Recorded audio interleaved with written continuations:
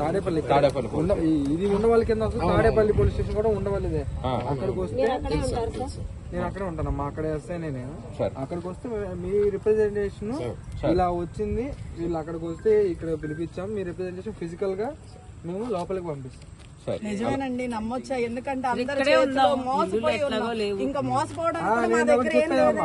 ఇక్కడ రెగ్యులర్ గా ఎవరైనా ప్రాబ్లం అని వస్తే స్టూడెంట్స్ వచ్చినా, టీచర్స్ వచ్చినా, మున్సిపల్ వర్కర్స్ వచ్చినా, ఎవరు వచ్చినా గానీ మేము చేసేది అదే.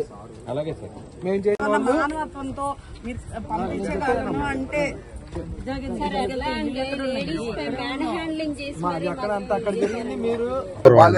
ఈరోజు మా ఫ్లాట్లు అన్యాయంగా కూల్చేశారు సార్. సుప్రీంకోర్టులో స్టే వచ్చినా సరే లేదు, మాకు హార్డ్ కాపీ కావాలని ఆన్ ది స్పాట్ లో అసలు మాట సుప్రీంకోర్టు కాదు, మాకు హార్డ్ కాపీ కావాలని చెప్పేసి కోర్టు ధిక్కరం చేసి మా స్థలాలని మా ఇల్లులన్నీ పడేస్తే మాకు ఏం చేయాలో తెలియక మేము ఉండాలంటే అక్కడ రోడ్డు మీద ఉండాలి. కానీ మాకు న్యాయం జరగాలంటే సీఎం గారు లోకేష్ గారు వీళ్ళు ఏమన్నా చేస్తారని మేము సీఎం గారి ఇంటికి వచ్చామండి. ఇక్కడికి వస్తే ఇప్పుడు సీఎం గారిని ఈ టైంలో కలవటం కష్టం అండి. రేపు మార్నింగ్ 11 o'clock వస్తే మిమ్మల్ని కల్పిస్తానని ఎస్ఐ గారు చెప్పారండి. అదే రేపు మార్నింగ్ వచ్చి కలుస్తామండి. కానీ మేము ఇప్పుడు వెళ్ళి ఎక్కడ ఉండాలో మాకే తెలియట్లేదు సార్. పిల్లలు రోడ్ల మీదే ఉన్నారు, వాళ్ళు మధ్యాహ్నం పొద్దు నుంచి ఏమీ తెలియలేదు, అంతే ఉన్నారు. మేము ఇప్పుడు ఎక్కడికి వెళ్ళాలి సార్? మేము కష్టపడి సంపాదించున్నాయి. దయచేసి సీఎం గారు, లోకేష్ గారు మా సమస్యని పరిష్కరించాలని నేను కోరుకుంటున్నాం సార్. నా పేరు లక్ష్మణ్ సార్, ఎక్స్-ఆర్మీ. 1998లో మా నాన్నగారు ఆర్మీ నుంచి రిటైర్ అయిన కొన్న ఫ్లాట్ అండి అది. అప్పటి నుంచి మేము ఇంటి పన్ను కడుతున్నాము, నీటి పన్ను కడుతున్నాము, కరెంటు బిల్లు కడుతున్నాము. మా నాన్నగారు చనిపోయాక మా తమ్ముడు కూడా ఆర్మీని, ఆ ఆర్మీ నుంచి వచ్చిన రిటైర్మెంట్ డబ్బులతో ఆయన అక్కడ ఇల్లు కట్టుకున్నాడు. ఇన్ని రోజుల నుంచి ఇది జరుగుతుంటే ముందే చెప్తే మేము ఇవన్నీ ఏం చేసుకోకుండా ఉంటాం కదండి. ఇప్పుడు పిల్లలు రోడ్డు మీద పడ్డారు, ఎవరిని ఆశ్రయించాలో తెలియదు, ఎక్కడికి వెళ్ళాలో తెలియదు.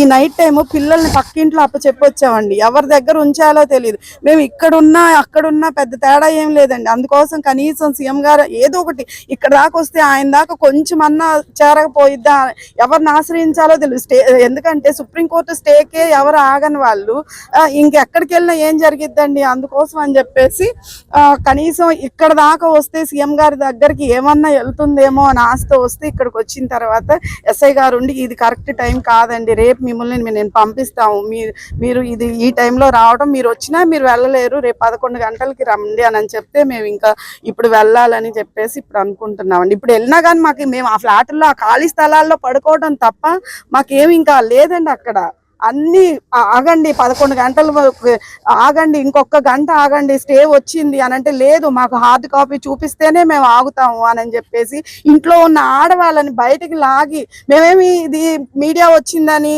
అలా చెప్పట్లేదండి, నిజంగానే అవి జరిగాయి. ఆ వీడియోస్ కూడా మా దగ్గర ఉన్నాయి. ఇంకా సీఎం గారు తప్ప ఇంకెవ్వరు చేయలేరండి. ఇంకా అది దేవుడి మీద, సీఎం గారి మీద, ఆయన మీద తప్ప ఇంకా మేము ఎవరిని మాకు ఇది దానికి ఒక కమిటీ ఉంది అని అంటున్నారు, నిజంగానే సొసైటీ ఉంది అని అంటున్నారు. ఆ సొసైటీ నిజంగానే ఉందా లేదా ఆయన ఎంక్వైరీ చేసి, మేము అబద్ధం ఆడట్లేదు, మాకు న్యాయం చేయాలని అదొక్కటే కోరుకుంటున్నామండి. కుమారి అండి, నా పేరు లలిత కుమారి అండి. మాది 1వ నెంబర్ ఫ్లాట్. మేము 2001లో ఆ వెంచర్ వేసారండి. మేము 2013లో వేరే వాళ్ళ దగ్గర ఆ వెంచర్ వేసినప్పుడు వేరే వాళ్ళు కొనుక్కున్నారు, వేరే వాళ్ళ దగ్గర నుంచి మేము కొనుక్కున్నామండి.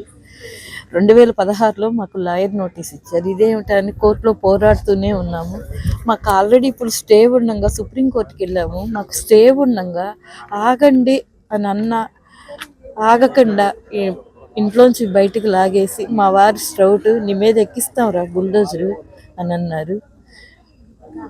అలాగే కట్టుబట్టలతో బయటకు వచ్చి మాకు ఏం చేయాలో అర్థం కాని స్థితిలో రోడ్డు మీద ఉంటే సీఎం గారి దగ్గరకన్నా వెళ్తే మాకు న్యాయం జరిగింది. నాకు 55 సంవత్సరాలు. మేము రూపాయి కూడబెట్టుకుని కొనుక్కున్నది ఎవరిది ఆక్రమించినది స్థలము కాదది, మా సొంత కష్టార్జితంతో మేము నీళ్లు పోసుకొని కూడా తిన్న రోజులు ఉన్నాయి. అలా పిల్లల కోసం అని కొనుక్కున్నాము.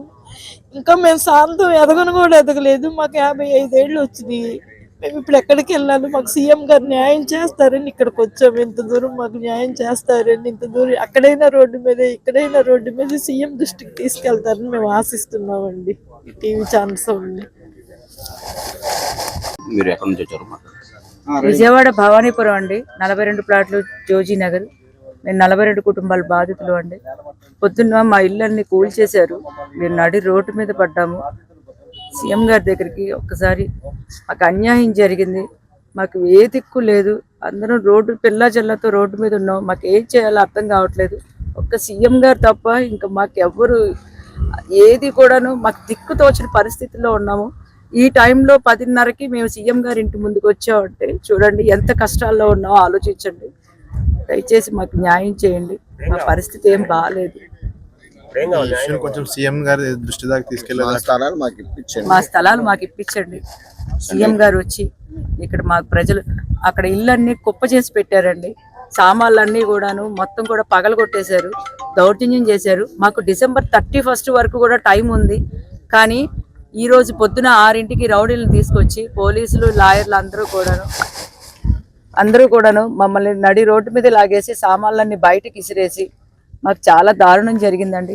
దయచేసి ఇది సీఎం గారి దృష్టికి వెళితే మాకు అన్యాయం జరిగింది. కేవలం మాకు ఆయన తప్పితే మాకు ఇంకా ఆప్షన్ కూడా మాకు ఇంకెవరు లేరండి. ఇది ఆయన దృష్టికి తీసుకెళ్ళి దయచేసి మా విన్నపం ఇది.